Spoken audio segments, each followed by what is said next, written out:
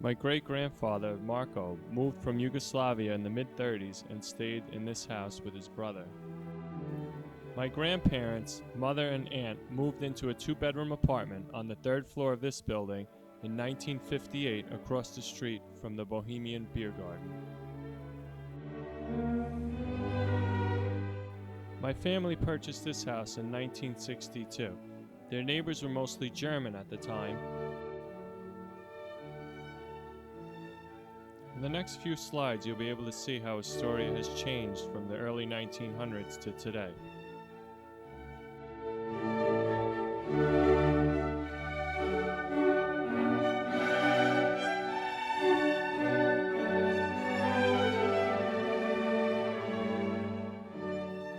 This is an early photograph of the construction of the Hellgate Bridge, originally called the New York Connecting Railroad Bridge. It was built to bring railroad traffic from New York City to New England. You can see how the rail line cuts across the neighborhood of Astoria. Here you can see the Hellgate Bridge from the Astoria Park Pool. Here you can see how Robert Moses split Astoria in half by the building of the Grand Central Parkway. The parkway connects Astoria to outer Long Island.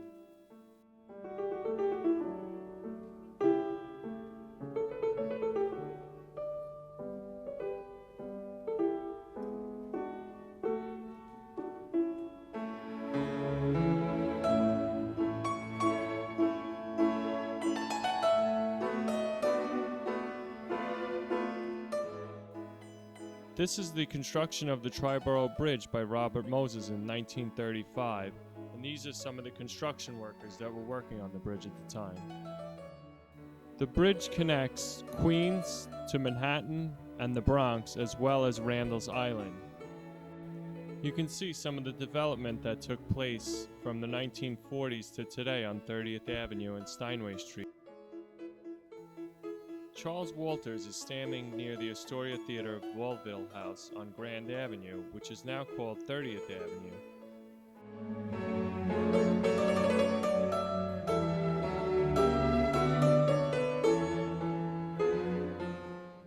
The corner of Steinway and Broadway has dramatically changed from a casino to a food shop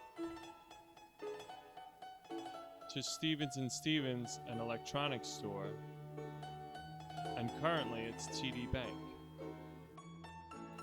This is Steinway looking north from Broadway.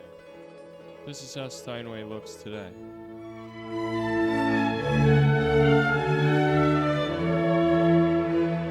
This is Isabella's, one of the oldest stores on Steinway, which has sadly gone out of business.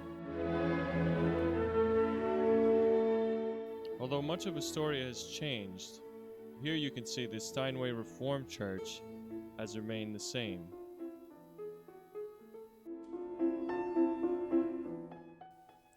Astoria used to have mainly a variety of Christian churches.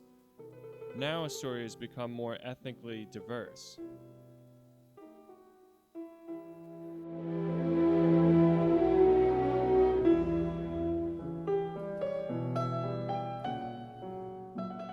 These are the trolley lines that ran up Steinway Street, one from 3rd Avenue and one just came from Long Island City.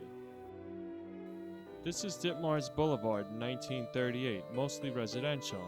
Now it's changed to mixed-use properties.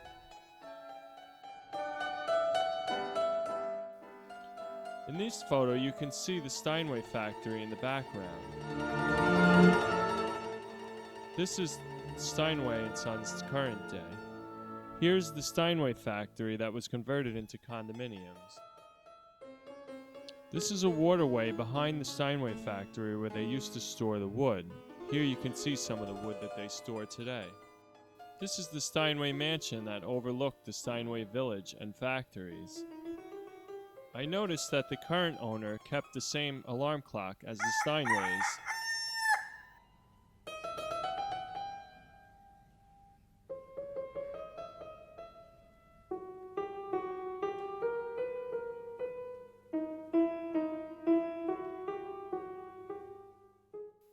This is North Beach in 1897. Today you can't even see the water due to this power plant. These ladies had taken a dip in the East River when it was clean. This is the site of the Astoria movie studios. Current day, it's the Kaufman Studios.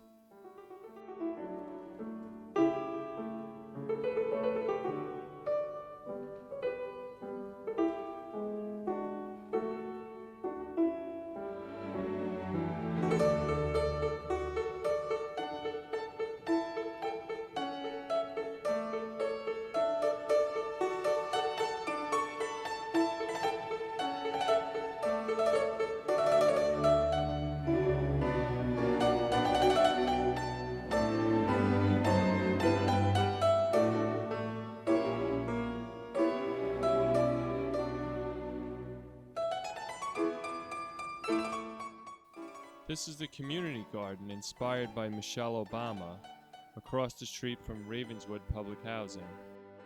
There are many locations reserved for parks for people throughout Astoria.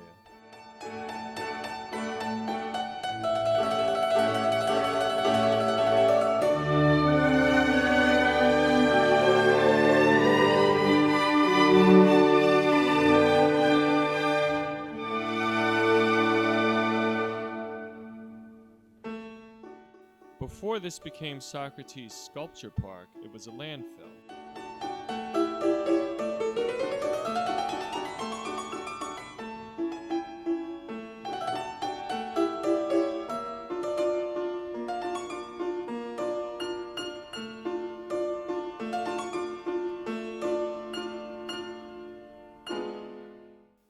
Here you can see the variety of homes throughout Astoria.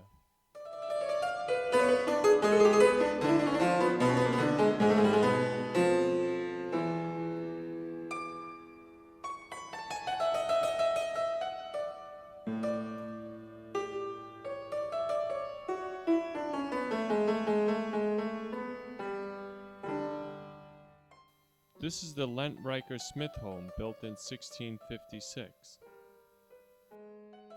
It's the oldest privately owned lived-in house in America.